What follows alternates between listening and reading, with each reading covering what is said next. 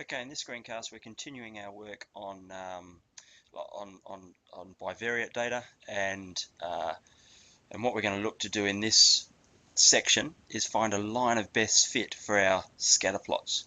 So what I'm going to do is I'm just going to pop down some random points here. So we're looking at, okay, these are data points for two variables, and I'm sort of roughly putting together what would appear to be a quite strongly positively correlated pair of variables. So these are related in a positive way. The more you put in here, then the more you'll get out there, sort of thing.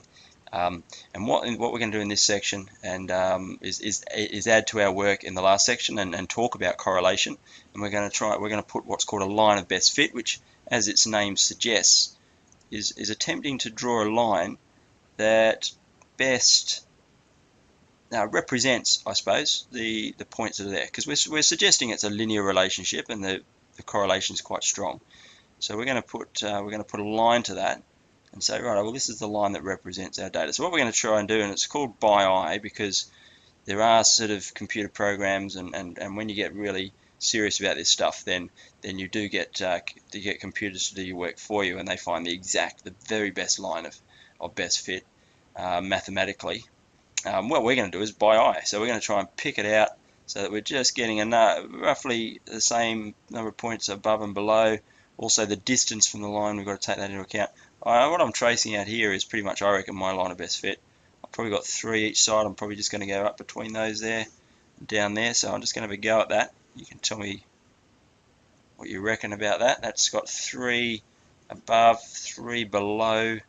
It's not bad. Maybe I could have pulled it just a little bit lower. But that's going to be my line of best fit. And what lines of best fit do for us? Okay, now we've got that line.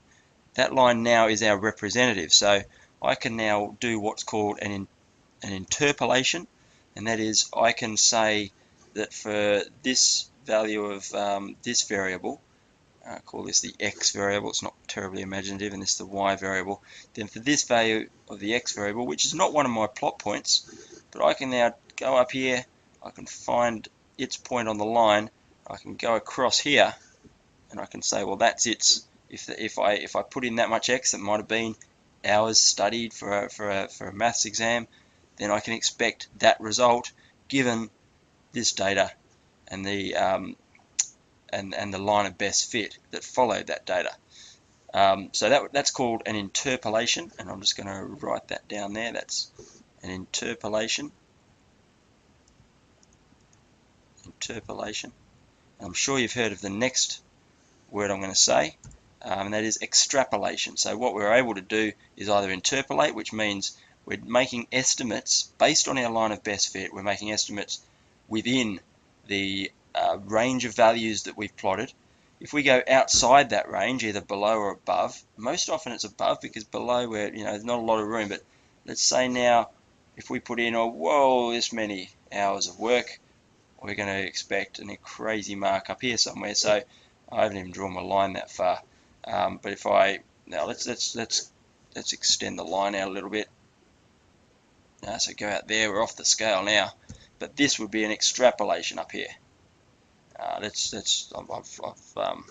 probably better off keeping things within what I've got. So if I say, all right, that's my x value there, I'm now outside my range of data points that I plotted. See my x's? I'm outside that, so that's called an extrapolation. I would then go over here and I'd find that would be my y point that would be corresponding to that x value there. So what that's called is an extrapolation. Extrapolation. Apologies for my my handwriting. I'm balancing my screen here on a music stand. So and you're probably seeing vision of me as well, and so that's a little that's a little strange. So I'm sorry about that. But that's an extrapolation. That's outside our line of our data points. Interpolation is inside. So there's some important points for you to understand. Is there someone at the door? Okay, resuming the recording. I was just disturbed by my daughter entering the room, but we're back on air now. So an interpolation is a point that we use within our range of values. An extrapolation, but they're points that lie on the line of best fit that we've constructed there. Okay. Now if we know some points on this line, so let's say let's make a point here. Let's say that's the point 20. 30, and we know a point, let's say up here somewhere. All right, and that's the point, let's say 50, 90. Let's have a couple of points there. So if we know that a couple of points that lie on this line, then what we can do is we can find the equation of this line of best fit, which is going to be a massively powerful tool for us. So we can find the equation of this line of best fit. And so going back to our work on linear algebra and finding the equation of a line, what we need to do is find the gradient of that line. So the first thing we should do is, now that we know these 2 points, we can find the gradient by calculating our y2 minus y1 over x2 minus x1, which is 90 minus 30. Do that calculation, over 50 minus 20, and that is 60 over 30, which I reckon is 2. So our gradient is 2 of this line. That's great. So now we need to find out what the equation of it is. Now for that we're going to use our y minus y1. I'll just drop down the page a little bit. Y minus y1 equals m x minus x1. Now y1, x1, y1 are either of these 2 points. I'm probably going to use this because the numbers are smaller. I like small numbers. So y minus y1, here we go. Y minus 30 equals 2. That's our gradient there, 2. We worked that out up there before. X minus x1 is 20.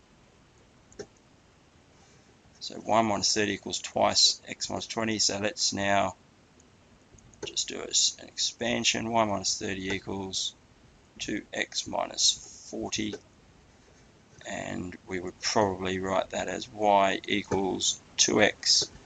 Bring the 30, the minus 30 over here becomes plus 30, so it's 2x minus 10.